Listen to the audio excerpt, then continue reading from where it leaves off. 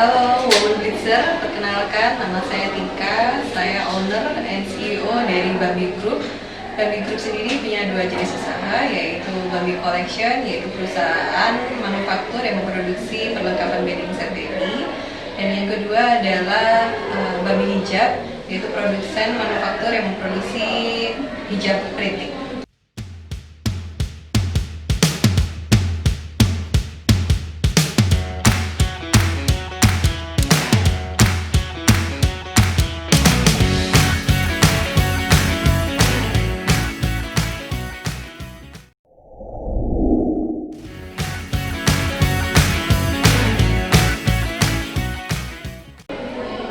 Kenapa saya memutuskan untuk memilih perusahaan manufaktur perlengkapan baby? Karena saat itu saya di tahun 2014, saya hamil anak saya yang kedua. Saya membutuhkan perlengkapan wedding set baby untuk anak saya yang kedua.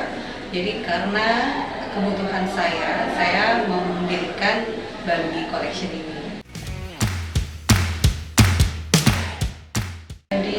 Dari 2014 itu saya belajar banyak sendiri bagaimana bisa berjualan online di Instagram.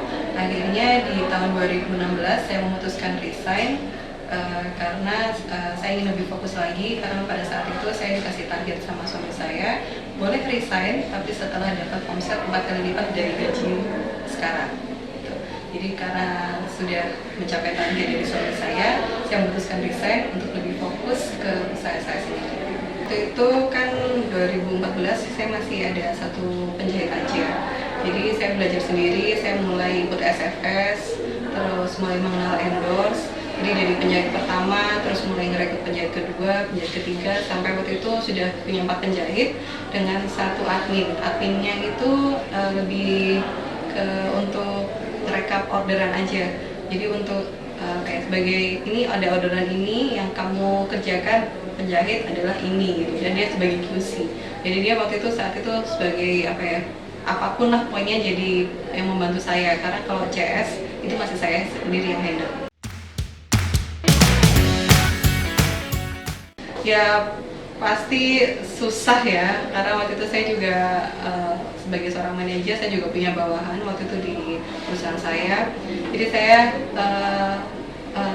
kerjainnya benar-benar saya manage waktu. Jadi dari jam 8 sampai jam 10 itu saya ngapain, nanti kalau sudah bisa saya balesin chat. Jadi memang chatnya memang nggak bisa dijawab cepat, tapi at least pokoknya saya sudah yang biasanya saya bisa kerjakan 4 jam, saya press jadi 2 jam kayak gitu. Jadi benar-benar seefektif mungkin waktunya, manage waktu.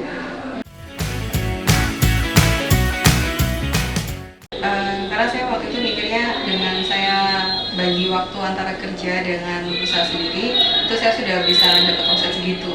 Jadi saya mikirnya kalau saya lebih fokus lagi, saya akan dapatkan hasil yang lebih banyak dari sekarang. Gitu. Terus yang paling itu saya suka belajar. Jadi saya belajar paling mudah adalah belajar dari kompetitor.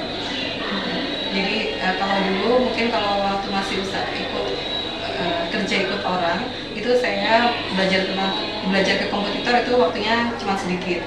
Dengan saya akhirnya resign, itu saya belajar ke kompetitor, itu waktu saya lebih banyak dan saya benar-benar detail banget apa yang kompetitor saya lakukan.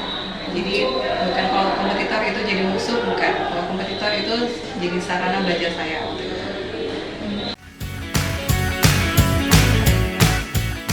Selling point ya istilahnya ya.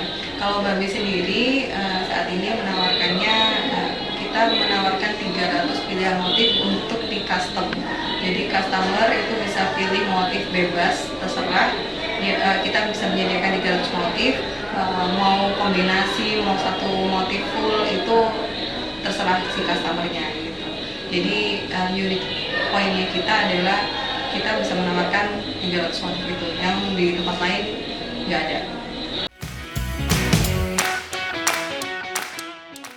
Kalau mamanya tanya kayak gitu ke saya, untuk di bidang wedding set baby, saya bilang, oh nggak usah deh, peluangnya kecil, biar saya nggak dapat kompetitor lagi.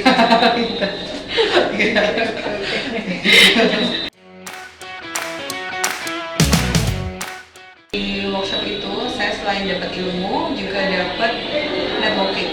Jadi dengan harga yang mereka tawarkan itu sudah cukup tinggi, itu sama aja kayak memfilter orang-orang yang akan datang di workshop itu.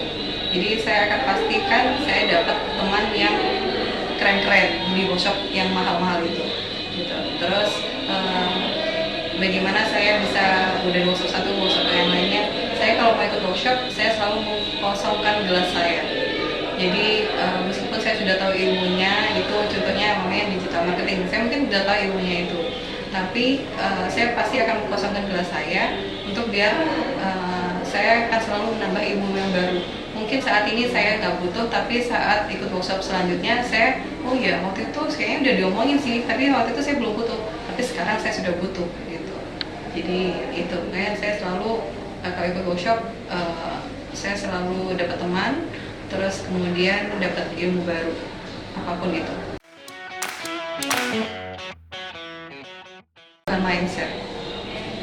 Mindsetnya itu dengan ketemu banyak orang-orang hebat, itu mindset, impian, goal, setting goal itu akan semakin lama semakin tinggi.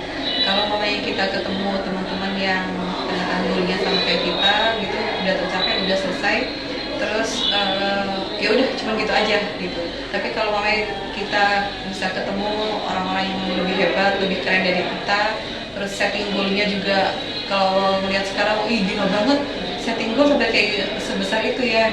Terus kalau saya tanya ke mereka, why setting goalmu setinggi itu? Karena saya yakin saya bisa menggapai target market saya.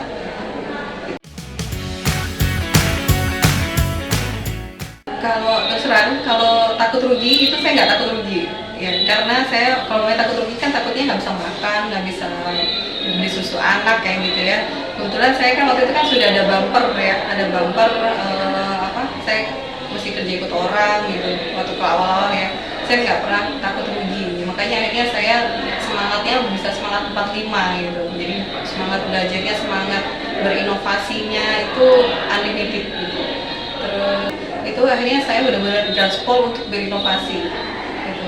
Selain lihat kompetitor, lihat peluang di luar negeri gitu ya, saya kan juga ngecek produk-produk apa aja yang bagus di luar negeri gitu, yang mungkin bisa diterapkan di Indonesia itu juga. Itu jadi saya karena tidak ada ketakutan itu, kayaknya saya benar-benar gaspol lah gitu.